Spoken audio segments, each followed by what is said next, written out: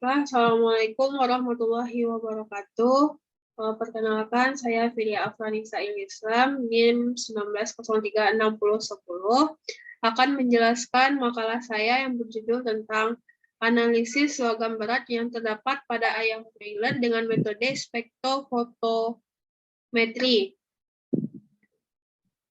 Yang pertama yaitu pendahuluan.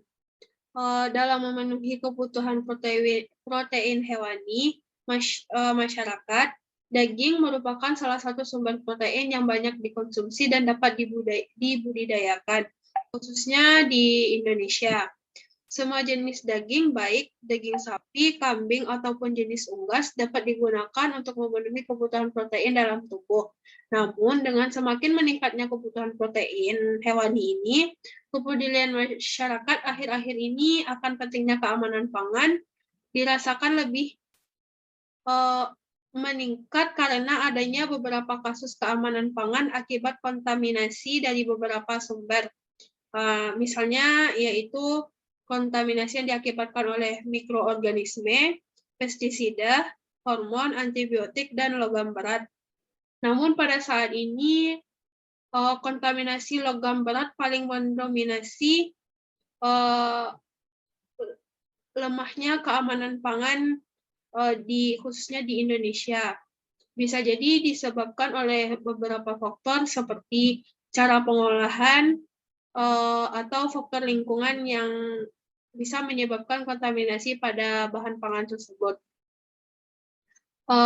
Aktivitas manusia dengan memenuhi kebutuhan kadang menghasilkan dampak terhadap lingkungan. Dampak tersebut dapat berupa dampak positif ataupun dampak negatif. Salah satu dampak negatifnya yaitu turunnya kualitas lingkungan hidup. Contohnya yaitu turunnya kualitas tanah, air, dan udara akibat pencemaran limbah yang disebabkan oleh manusia. Baik itu limbah yang berasal dari rumah tangga, industri, maupun pertanian.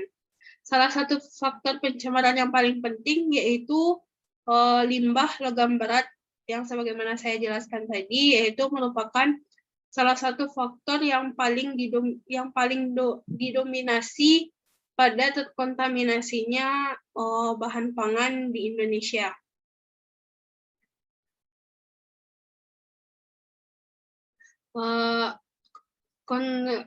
Salah satu contohnya itu bahan pangan yang terkontaminasi oleh logam berat ini yaitu ayam broiler.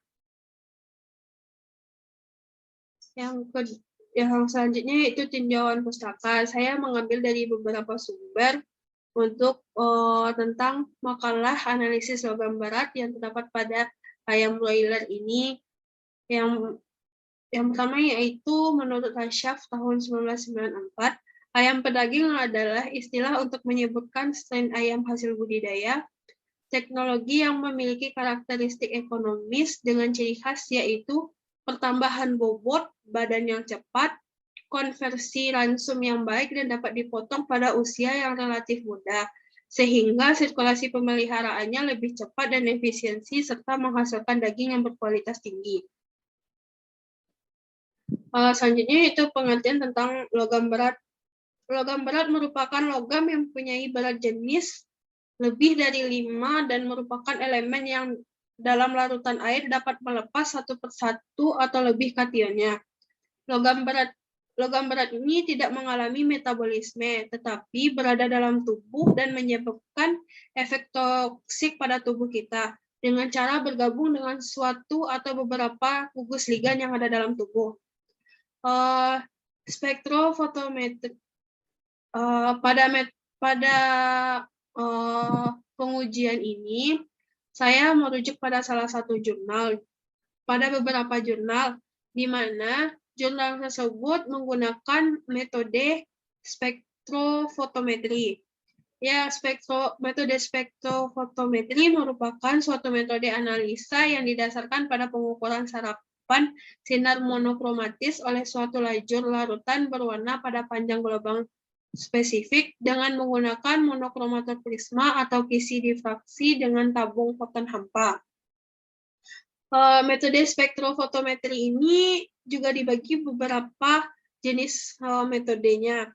Salah satunya yaitu Atomic Absorption Spectrometry, disingkat AAS, atau yang biasa juga disebut dengan metode spektrofotometri serapan atom, yang merupakan salah satu metode penentuan logam dalam sampel bahan makanan.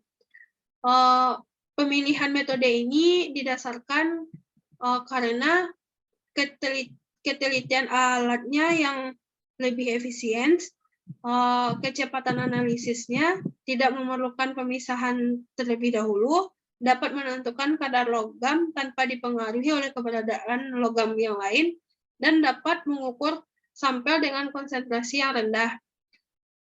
Metode AAS ini merupakan metode yang sering digunakan oleh peneliti untuk menentukan kadar logam yang terdapat di sampel makanan. Baiklah, selanjutnya metode yang digunakan. Makalah ini saya merujuk pada sebuah jurnal di mana peneliti menggunakan metode spektrofotometri serapan atom, dan peneliti juga menggunakan sampelnya yaitu ayam broiler pada bagian paha dan dada. Di mana prosedur penelitian yang dilakukan oleh peneliti ini adalah prosedur pertama yaitu peneliti melakukan pengamatan terhadap ayam selama 1 minggu sebelum dilakukan pemotongan untuk diambil sampelnya berupa paha dan dada sebanyak 25 gram. Prosedur yang kedua yaitu peneliti melakukan pemotongan pada ayam. Prosedur yang ketiga, peneliti melakukan penyiapan materi. Prosedur yang keempat, peneliti menyiapkan perlakuan sampel, yaitu perlakuan sampel pada ayam yang masih dalam keadaan segar, pada ayam yang telah direbus, dan pada ayam yang telah dikukus. Prosedur yang kelima yaitu peneliti melakukan preparasi sampel, dan prosedur yang terakhir peneliti melakukan pengujian dan analisis sampel dengan metode neutron activated analysis atau NAA dan atomic absorption spectrophotometer atau AAS. Peneliti merancang rancangan dengan acak lengkap dengan 3 perlakuan dan 5 kali pengulangan. Di mana perlakuan tersebut peneliti menggunakan simbol yaitu untuk T1 pada perlakuan ayam pada daging dada dan paha ayam broiler yang masih dalam keadaan segar. Simbol T2 digunakan untuk pada ayam broiler yang telah direbus, dan T3 pada ayam broiler yang telah dikukus. Untuk mengetahui ambang batas maksimal yang diizinkan, data kandungan logam berat yang diperoleh dibandingkan dengan standar yang ada, yaitu yang standar yang telah ditetapkan oleh Standar Departemen Kesehatan Republik Indonesia, yang telah ditetapkan oleh Badan Kesehatan Dunia dan United Kingdom.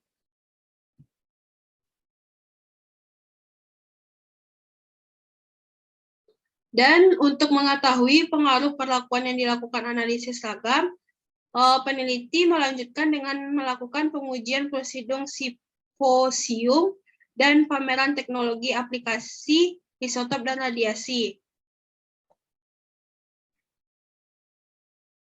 Selanjutnya yaitu hasil dan pembahasan. Ini merupakan hasil yang telah didapatkan oleh peneliti terhadap pengujian logam berat pada bagian dada dan paha ayam. Logam berat yang terdeteksi yaitu kadmium, besi, Sc, Cs, Rb, Co, Zn, dan As. Sama halnya dengan bagian paha, logam berat yang terdeteksi sama dengan yang ada pada bagian dada. Ini merupakan rata kandungan logam berat yang didapat oleh peneliti setelah melakukan pengujian.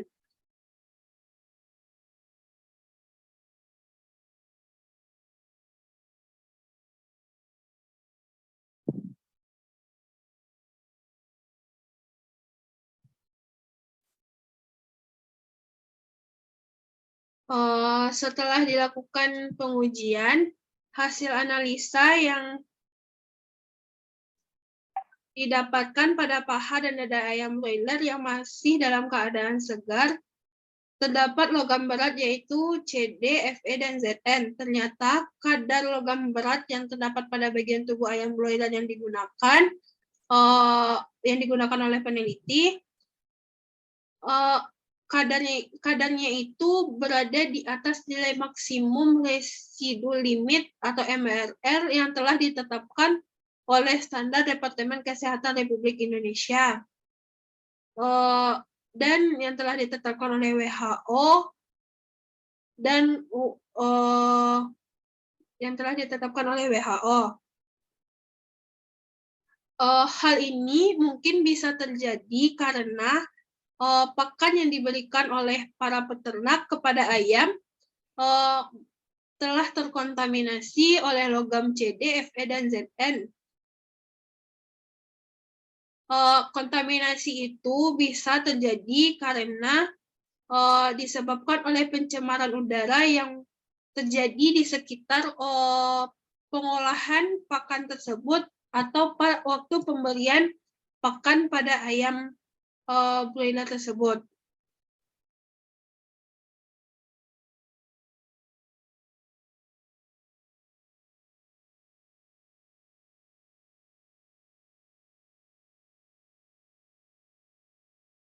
Sedangkan untuk sedangkan pada logam CO dan AS pada perlakuan ayam broiler segar ini masih berada di bawah standar. Sementara untuk logam SC, CS, dan RB belum ada peraturan mengenai batas maksimum yang diperbolehkan dalam makanan dari beberapa standar di atas.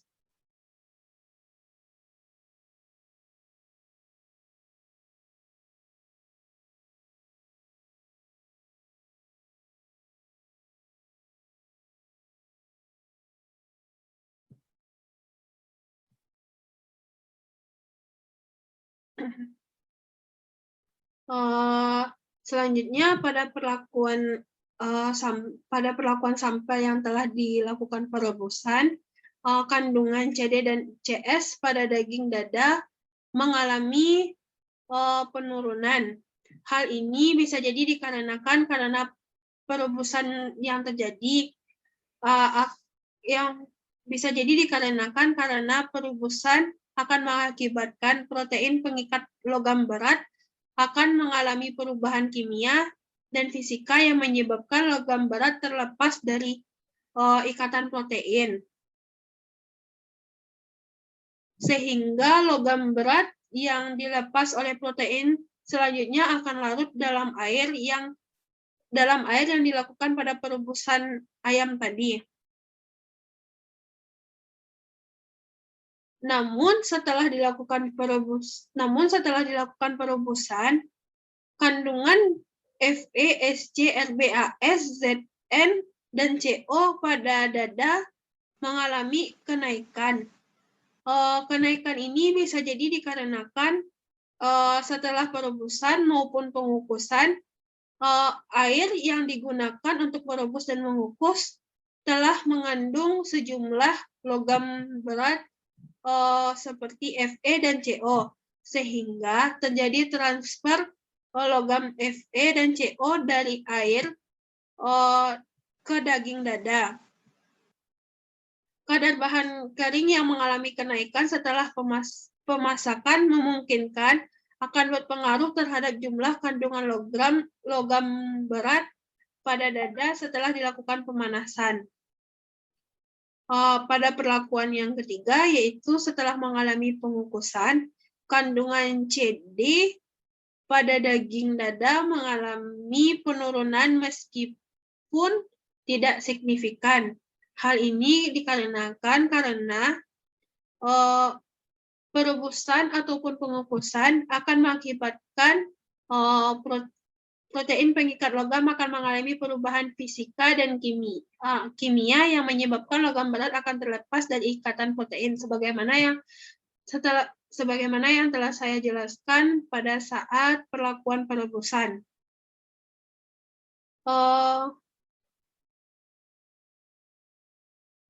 Kandungan SC pada daging dada yang setelah dilakukan pengukusan mengalami penurunan meskipun tidak signifikan.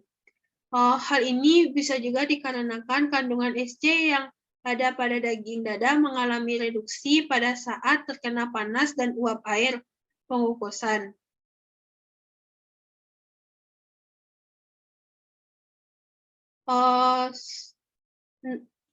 Sementara itu, setelah mengalami perebusan, kandungan CD dan AS pada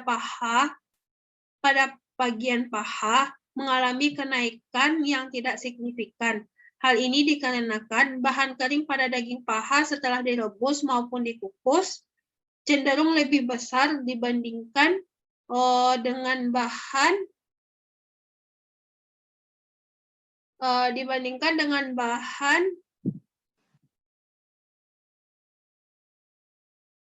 kering pada daging paha segar, sehingga mengakibatkan kandungan logam berat yang ada juga menjadi meningkat.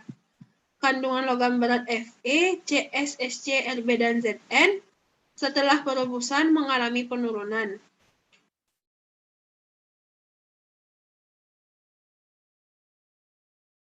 Hal itu bisa jadi dikarenakan seperti yang saya jelaskan pada perlakuan perebusan dan pengukusan pada bagian dada ayam, yaitu bisa jadi karena protein pengikat logam berat akan mengalami perubahan kimia dan fisika, sehingga protein pengikat logam mengalami denaturasi sehingga tidak lanjut dari proses pemanasan yang dilakukan mengakibatkan logam berat yang terikat pada gugus sulfidril protein akan larut dalam air rebusan. Setelah dilakukan perebusan, kandungan logam CD, Fe, Cs, Co, dan Zn, dan As pada daging paha mengalami kenaikan. Hal ini dikarenakan bahan kering pada bagian paha setelah direbus maupun dikukus cenderung lebih besar dibandingkan dengan bahan kering pada daging paha segar, sehingga mengakibatkan kandungan logam berat yang ada juga menjadi bertambah. Hal itu juga bisa disebabkan karena air yang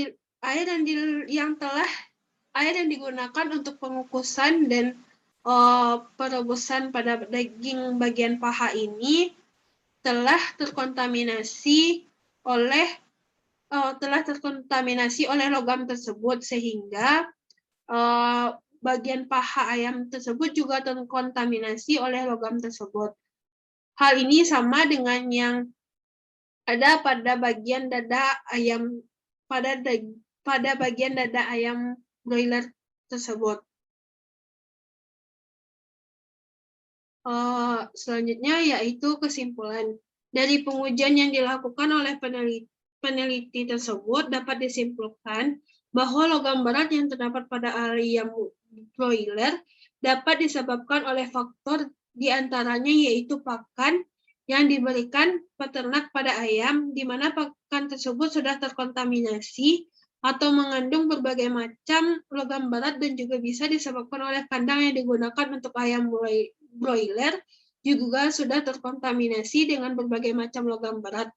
Apalagi ditambah pada saat melakukan pengujian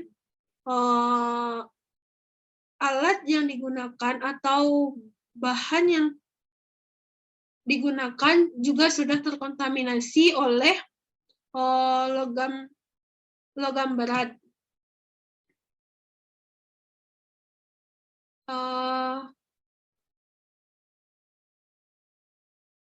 Dan karena hal itu, kita sebagai konsumen agar terhindar dari logam berat tidak masuk ke dalam tubuh kita, ketika kita ingin mengkonsumsi ayam broiler, sebaiknya direbus terlebih dahulu.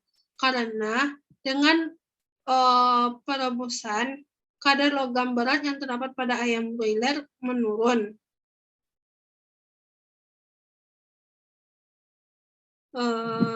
Baiklah, sekian presentasi yang dapat saya jelaskan.